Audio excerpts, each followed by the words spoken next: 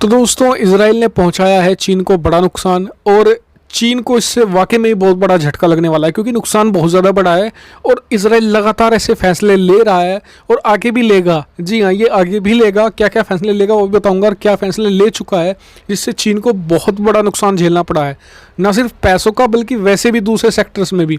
सबको डिटेल से बताने वाला। और ये इतना बड़ा नुकसान है कि अगर आप पिछले 1 सालों में देखें तो सबसे ज़्यादा नुकसान चीन को किसने पहुंचाया? अमेरिका ने। और नंबर 2 पर कौन आता है? इजराइल। जी हाँ, नंबर 2 पर आ गया इजराइल नुकसान पहुंचाने के मामले में चीन को। और इस वीडियो में आपको पूरी डिटेल से बताऊंगा कि कौन से वो बड़े फैसले हैं जो इजराइल ने चीन के खिलाफ लिए हैं जिससे चीन लिटरली हिल गया है, और कौन से वो बड़े फैसले हैं जो इजराइल आने वाले समय में अब लेने वाला है, चीन को वो बहुत भारी पड़ेंगे। तो चलो दोस्तों वीडियो को हम शुरू कर लेते हैं। तो पहला फैसला जो इजराइल ने लिया है चीन के खिलाफ ये था एक रडार का समझौता। जी हाँ, ये कैंसिल कर दिया है जिससे चीन को भारी भरकम नुकसान झेलना पड़ा है। और इसके अलावा कुछ और छोटे मोटे सौदे थे जो चीन के जो सौदे थे जो चीनी कंपनियों को दिए गए थे वो भी कैंसिल कर दिए गए। लेकिन उनमें सबसे बड़ा था वो था एक बहुत बड़े प्लांट का, करीबन 40,000 करोड़ रुपए का, इंडियन रुपए में मैं आपको बता रहा हूँ, डॉलर में करीबन 5.5 अरब डॉलर का था ये सौदा था। और ये एक हांगकांग के थ्रू अपनी कंपनी को दिलवाया था। हांगकांग के थ्रू कैसे? हांगकांग में जितनी भी कंपनियाँ होती हैं उन्हें, जैसे कि आपको पता होगा कि हांगकांग को स्पेशल स्टेटस था। देखिए वो एग्जांपल मैं आपको देता हूँ कैसे हांगकांग से फ़ायदा उठाता था चीन, कि हांगकांग में रजिस्टर करवाता था चीन अपनी बड़ी बड़ी कंपनियों को, जिससे कि उन्हें टैक्स में बेनिफिट मिलता था और जो उन्हें उनके ऊपर टैरिफ भी इतना नहीं लगता, जिससे कि वो प्रोडक्ट सस्ते हो जाते थे।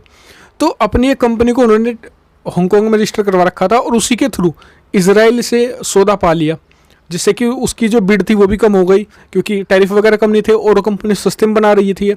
तो इस वजह से इजराइल का जो ये बड़े प्यूरीफायर प्लांट था, जी हाँ, ये प्लांट प्यूरीफायर था जो समुद्र के पानी को, खारे पानी को मीठे पानी में बदलता था, जिससे कि इजराइल को आने वाले समय में बहुत ज़्यादा बेनिफिट होने वाला था। क्योंकि आप जानते हैं कि इजराइल में पानी का स्रोत ऐसा कोई खास है नहीं, वो बस ऐसे पहले उनके पास छोटे छोटे प्यूरीफायर थे। तो ये बहुत ही ग्रैंड प्यूरीफायर था, बहुत बड़ा प्लांट था जिससे कि लगभग पूरा इजराइल ही चलता। तो इस सौदे को कैंसिल कर दिया है। 40,000 करोड़ की डील चीन के हाथ से निकल गई है।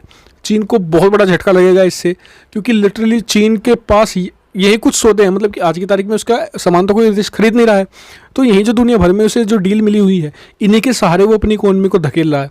और ये भी अब उसके हाथ से छिटकना शुरू हो चुके हैं। और इजराइल की तरफ साथ ही माइक पोम्पियो ने इजराइल को वार्न भी किया है।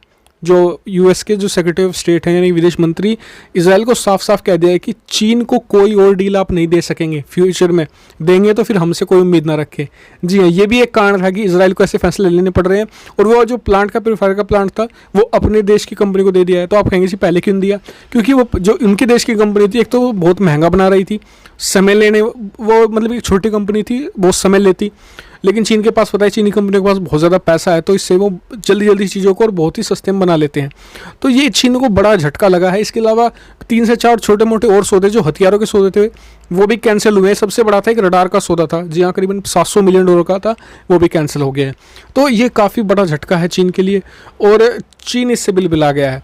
अब चीन जो इजराइल को घेर रहा है गाज़ा पट्टी के मामले पर, जी हाँ, गाज़ा पट्टी पर चीन कह रहा है कि वो इलीगल कब्जा है, ऐसा ना करे इजराइल, हम उसके खिलाफ जाएंगे यूएन में, ऐसे वैसे बात कह रहा है। लेकिन उस मामले को इजराइल को चिंता नहीं है क्योंकि उसे पता है उसका बड़ा भाई अमेरिका पीछे खड़ा है, संभाल लेगा। ये एक बड़ी मिसाइल पेश की है इजराइल ने और भारत को भी इससे सीखना चाहिए। जो भारतीय आज भी जो चीनी प्रोडक्ट इस्तेमाल करते हैं उनके लिए भी एक सीख है। इजराइल ने ऐसा फैसला लिया है कि उसे पानी 2-3 साल लेट मिलेगा। आप जानते हैं पानी कितनी कमी है इजराइल में या अरब देशों में, लेकिन उन्होंने समझौता नहीं किया किसी भी चीज़ के साथ और चीन को ये कड़ा सबक सिखाया। एक आपको कैसा लगता है इसके बारे में कमेंट करके जो बताएं। साथ ही चैनल को सब्सक्राइब करना मत भूलिए ऐसी बहुत सारी डिफेंस, फॉरेन पॉलिसी और फाइनेंस रिलेटेड वीडियो के लिए। Thank you for watching video.